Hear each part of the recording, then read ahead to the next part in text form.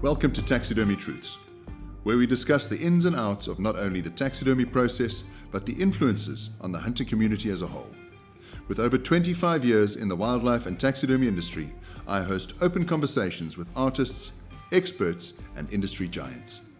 From sustainable utilization to shipping rates, we dig into the reality of the experience after the safari and hear real stories worth remembering. Hi there, my name is Douglas Cocroft and welcome to Taxidermy Truths. Today we're going to dive into the rabbit hole of color variance in South Africa's wildlife. South Africa has often been referred to as the Rainbow Nation, but I'm pretty certain they weren't referring to our wildlife. Although in today's wild areas, we see more and more color variance. For those who aren't sure what the color variant is, an example would be a regular impala, which everyone knows, and a black impala. The whole coat is black. It shines, it's beautiful. What about a springbuck? White springbuck, black springbuck, copper springbuck, coffee springbuck. The wildebeest, the blue wildebeest, King's wildebeest, Golden Wildebeest. These are all color variants. To some of the purists, these variants shouldn't be out there. They should be eradicated. But the fact remains that landowners in South Africa look after their ground. And if the animals that they have on their properties add value, landowners will look after them. We as hunters add value to these animals by our desire to hunt them. So there is a place in the market for color variants. This is not tampering with genetics. So as the custodians of wildlife, we're not going in there and intentionally altering genetics in order to achieve these specific variants. What the ranching industry has done is they've allowed genetics that are already there to continue their bloodline. With the breeding of wildlife in South Africa, we have seen the general size and quality of our wildlife increase exponentially. I remember many years ago when I first started bringing sable into my taxidermy studio. A 38 to 40 inch sable was incredible. Today, 45, 46, 47 inch sable come in regularly. This can be attributed to landowners that made sure that the best genetics were given the opportunity to breed through and carry their bloodline so that future generations that then get distributed into the wildlife industry as a whole have the opportunity of growing the genetic pool. It's no different to a cattle rancher who chooses a stud bull to cover his cows. He's looking for the best genetics to come out on top. Wildlife is the same. As one of the apex predators, hunters ensure that animals that are not contributing to the growth of the species, when they're old, sick, lame, hunters place value on them and pursue them in these great adventures. So why not for color variants? As I said, the purists would rather have no deviation from the pure gene. However, in today's market, it's considered common to see a black impala, white springbuck, black springbuck, golden gemsbuck. I remember the first two golden gemsbuck that were hunted because I mounted them. That was a long time ago. Today, we regularly see golden gemsbuck in the taxidermy studio. Back then, it was something unusual. If you've watched the previous podcast where I spoke about the tiny 10, I mentioned that people are, by nature, collectors.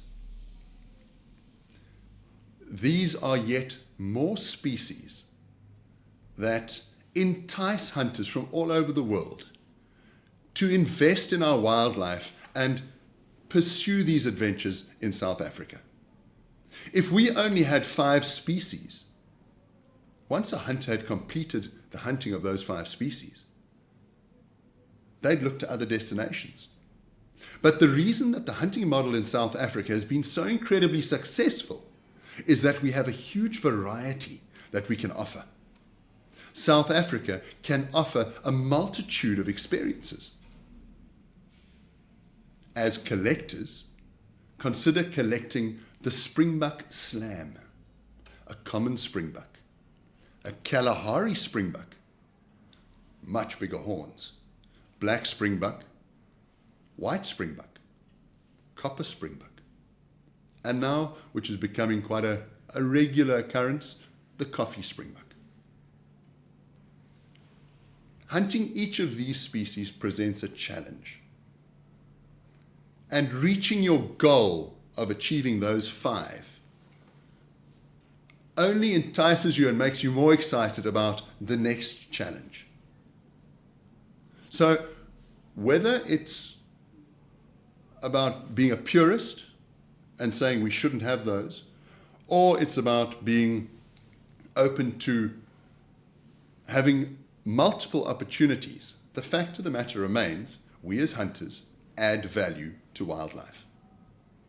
So color variants, by definition, occur because there is a mutation of a gene that inhibits the transfer of melanin into the hair follicle, which creates the color in the hair or feathers or fur. So once that gene is in place, that male would then possibly cover a regular female. That gene would then have the opportunity to pronounce in the offspring. And so the gene gets stronger with time. Golden Wildebeest. A number of years ago, there was a boom in the breeding industry in South Africa. Many of the ranchers will remember it for good and bad reasons. That bubble burst. It burst spectacularly. And sadly, many people lost a lot. But the fact of the matter remains, there was an unnatural price placed on certain odd species. A saddle-backed impala. Golden Wildebeest was selling for astronomical amounts in the breeding industry. Today, the prices have regulated and come back down in line with other variants in the same species. Just a note quickly, when you hunt a golden wildebeest or a blue wildebeest, on the export permit of that animal, when it gets shipped back to final destination, the Latin name, the species name, remains the same. It is only the description that differs. So with that in mind, a springbuck is a springbuck. A wildebeest is a wildebeest.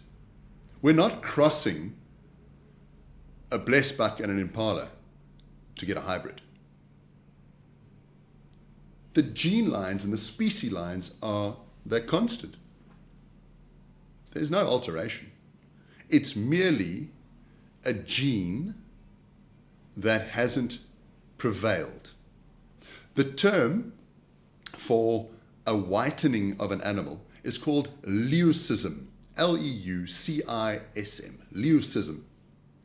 And this is the The, the chemical process where melanin does not reach the hair follicle.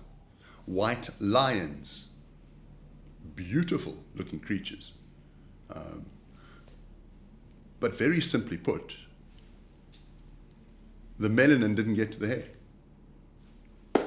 Therefore, you end up with a white gene. White blessbuck, white springbuck, white patches on the back of an impala, your saddleback. So as collectors, these are wonderful opportunities to accumulate more experiences on the continent of Africa and in South Africa specifically. These animals add tremendous value to the landowners and their livelihoods. They attract tourism. Here's a little did you know. Did you know that for every hunter that hunts in South Africa, 18 people are employed? 18 people. That's awesome. That's real job creation. In a country where unemployment is rife, that's job creation. Just the tourism spin-off alone is worth a lot of money to this country and creates opportunities abound, whether it is the taxidermist, export agent, the butcher, the hunter himself, the outfitter, the breeder, the trader. Everybody has their place in this incredible ecosystem of South African hunting. So, color variants, love them or hate them, they have a place. And as an artist, my canvas is the animal. We get the opportunity to create beautiful works of art with these spectacular colors. As a taxidermist, we can look at the animal and go, this is how to best present them. That white beard and the blaze on a king's wildebeest's face. It's an incredible animal. The juxtaposition between a common impala and a black impala on a pedestal mount. The two of them together are elegant and beautiful. There's so much good to be said about how animals have been protected and their value appreciated by hunters. Next time you're planning a hunt in South Africa, take a look around. Look at the diversity. Look at this incredible environment we get the privilege of hunting in so often. And thank you for once again adding value to so many lives and the wildlife in South Africa.